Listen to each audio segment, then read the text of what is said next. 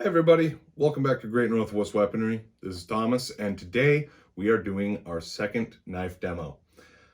Before we get too far into it, we're going to be taking a look at the Venguer French fighting knife model 1916. I am, of course, going to be doing my traditional butchering of the French language because I just can't pronounce French words for nothing. I have a very, very Americanized tongue, and French just looks like gibberish to me half the time. I'll probably be at different points throughout the video telling you what the spelling is, or just having it written out somewhere down in here, because again, a lot of it's just looks frightening to my American eyes. But very cool knife. But I just wanted to say thank you guys for the positive feedback on the bolo knife demo that we did a while back, our first knife demo. I would say it was a resounding success. Over 200 views so far, pretty decent percentage of likes. I don't get to even know what the dislikes are nowadays because YouTube is so very sensitive. But yeah, hey YouTube, that doesn't help creators either. We would like to know what our numbers are so we know if we're doing something wrong. But comment responses were overwhelmingly positive. I don't think I had any negative comments on that video. I'm of course open to constructive criticism, but it's nice to see that you guys like what I'm doing. So going to be continuing with knife demos. They will be spaced out pretty far as I don't have a lot of them in my collection. There are more outside of my collection that I maybe have availability to check out, as well as, any of them that I may obtain in the future. There's quite a few that I'd love to get as far as knives and or swords. I mean, I'd love to get an NCO sword, a Japanese NCO sword from World War II. I would just about kill to get my hands on a World War I or World War II kukri. We'll see what comes down the pipeline, but got some more cool stuff to look at still. But today's featurette, what is officially called the Couteau Poignard Model 1916. Again, sorry for the pronunciation. I know I've got some French viewers. You can go ahead and make fun of me in the comments and maybe tell me if I'm getting even close with some of these. But so Couteau, which spelled something like Couteau, I believe is the direct translation is knife.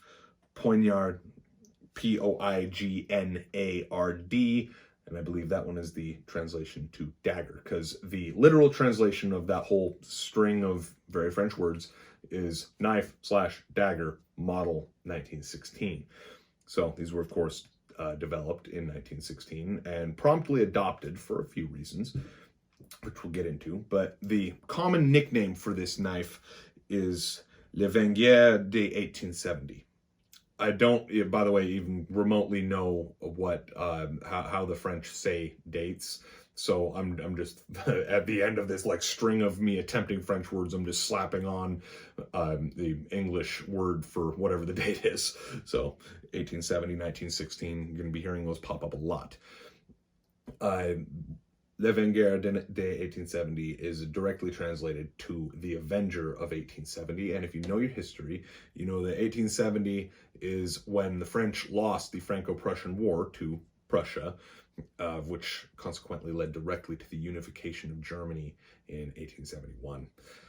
So French definitely still bitter about that. 43 years later, 45 years later when this was actually developed. And this knife would probably, a lot of them would see their share of vengeance dealing. But this knife was designed by Besset in Thiers, or I'm assuming that's how it's said, Besset, in Thiers, France, one of many factories in the Valley of the Factories in Thiers, of which we'll talk a little bit more here in a minute. But it was designed to replace the hodgepodge of various field knives that were used up to this point, 1914, 1915. To my understanding, there really wasn't an official fighting knife for the French, and this is the era when you would see a lot of trench daggers being made in the field, hence me calling them field knives. Things like the nail knife, which would be made from something like a spike of rebar about like so long, and then they just curve a piece of it and put a pointed end on it, so you had a little knuckle guard and, you know, a stabby end to poke them with. Other common fighting knives of the 1914-1915 era would be something like what you see here. This is a cut down Lebel 1886 Épée bayonet. This one wouldn't have probably been cut down for that purpose unless it was, you know, cut down, you know, from the original length seen here. Could have broken anywhere in this area and been cut down once and then been cut down again to a more standardized length. The length seen here, I don't remember the exact length. Check out my demo of the Berthier M1916 1907-15 for more details on these bayonets.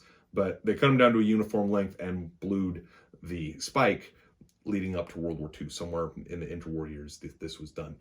And that's what you see here. So this cut down length isn't necessarily what you would see as the fighting knife, but one of the examples of what a World War I French fighting knife prior to the development of the 1916 would look like, more or less.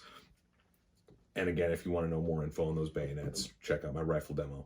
So another point here, I'm kind of outing myself as a bit of a Francophile at this point, because we are not even halfway into 2022, and we've so far taken a look at a World War I French rifle, revolver, and now fighting knife, as well as a couple different variations of the épée bayonet. So, yeah, I definitely like the World War I French stuff. It holds an interest for me.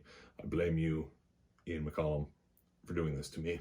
But the 1916 Avenger fighting knife is one that is really not common in the United States. There's a couple ways it could have got here. During the German occupation in World War II, a lot of them were picked up by the Wehrmacht, and it's possible that a U.S. soldier in World War II could have taken it from a German. It's also very possible that in World War I, a French soldier wanted a pack of Lucky Strikes off of a U.S. soldier about to return home and traded him his fighting knife for it. Things like that was very common, actually. That's how a lot of the little knickknacks that you see that are originally European wound up in the States in the first place, was either trades or captures. Otherwise, a lot of them could be shipped over later, but a lot of them you're going to see your trades or captures. I'm sure these are more common, in France and its neighboring countries in Europe, but in the United States, this is definitely one of the harder to obtain variations of World War I fighting knife. They weren't captured as trophies because we weren't fighting the French. So like the German knives, there's a lot of them over here because they often were brought home as trophies. It was very common for this to happen. French ones, again, they could be traded. That's not something that's uncommon, but not as direct of a route. Anyway, so these would replace effectively the, again, kind of hodgepodge of field-made defensive weapons such as the cut-down bayonet and the nail knife. They would be manufactured by a multitude of factories, most of these concentrated in Thiers along what I'd mentioned, the Valley of the Factories. So this has a very, very French name that it is known by locally. I'm not even going to attempt it. I'm going to just type it for you to see because I've already butchered enough French words up to this point. But the translation is literally Valley of the Factories. And this is an area where a river runs through Thiers and factories set up all along the river to harness the power of the running water to run their machines. As such, there's a lot of factories in the area. It's basically the city's industrial district, and a lot of these factories would pump out the Avenger fighting knife, which again, just what a cool nickname. A lot of these fighting knives just have some interesting names. The French definitely took a lot of pride in just the naming of their weapons, it seems. I mean, and the épée is legendary. I mean, it literally means, fencing sword. And they definitely, there was a lot of propaganda behind these. And then, you name your knife the Avenger. Again, probably did a good little bit of avenging depending on the situation that it served in. These are made with a very simple sheath that just has this, bar that's just kind of tacked onto the back for mounting it onto your belt. Very simple, straightforward design, and they're pretty well made though. I mean, like, this doesn't just fall out. You would think looking at it that it might, because it's not a complex sheath by any stretch of the imagination. Good steel for the blade on these things. I mean, this one still has enough of an edge that you could cut with it. I'm not, running a risk of cutting myself touching the edge on this thing, but also, that's one thing, by the way, with how much I've been touching this. I'm definitely going to be wiping this down later. I'm sure someone may comment on here like, your fingerprint's going to imprint on the knife. That is something that can happen if you have something that is a polished surface that is extremely old and you touch it a lot. The oils from your fingers can corrode it. So be mindful of that if you collect old knives. Usually that's something that a knife collector would know, but if you're fresh to it, you might not be aware of the damage that you can be doing to your piece just by touching it. Again, these would serve clear until World War II. Typically in World War II, they'd be used at the outset of the war anyway, 1939, by tank crews as a defensive weapon. Not sure if we already mentioned that or not, but if we did, then we're going over it again. And after the German invasion, they could commonly be seen in the hands or on the belts of resistance fighters. So, long and storied history with this thing. It's a very interesting piece, one that I'm very glad to have. Not got a lot of markings to take a look at, but that is how we're going to close out the video, is a tabletop view, and we're going to take a closer look at what few markings there are.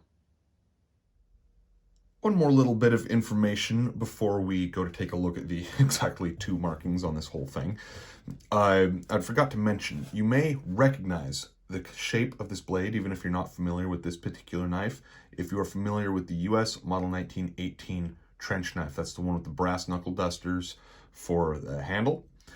And the shape of the blade, this kind of spear point, is a near exact copy of the blade seen on the Venguer. The French copy of the 1918, in fact, would use the exact same blade. They would just swap out the handle for the brass knuckles. Again, there were a lot of manufacturers of these. This example, see if we can get that so it's illuminated there.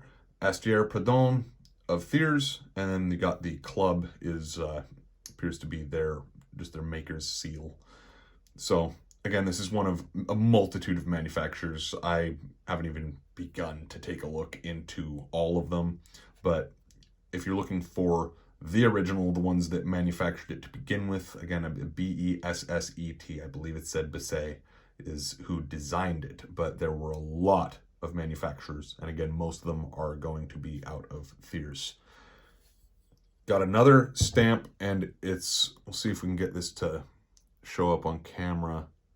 Doesn't really like focusing on it, but it's a little star over what looks like a B. I believe this is a acceptance stamp. So again, not a lot in the way of markings. Construction of these is pretty straightforward. It's full tang, and it is, you can see if I can get this angled so that it can be seen on camera. It's kind of easier said than done. There we go. Plate screwed onto the bottom, directly onto the tang. Very simple, kind of curved wooden handle, or not curved, more beveled for the shape of your hand. It's actually pretty comfortable. And then just a straight up spear point dagger with a good sized crossguard to protect your hand. And then sheath, I'd already mentioned, very simple. This is just basically a little steel pocket for it to slide into with a bar for mounting it on your belt attached to the back. There's not even so much as a spring inside this. It just sticks in, and as I'd again already shown, this one actually, it seats pretty nicely and doesn't really want to just wiggle free. So for a very simply constructed knife, it is very well made, it seems. Everything about it is just nice. And I mean, this example, being over 100 years old, it's held up pretty daggum good. So that's about all the information we've got for you today. Definitely gonna be doing more knife demos in the not too distant future. Meantime, hope you all enjoyed our look at the Avenger of 1870. It's been Thomas with Great Northwest Weaponry. We'll see you guys next time.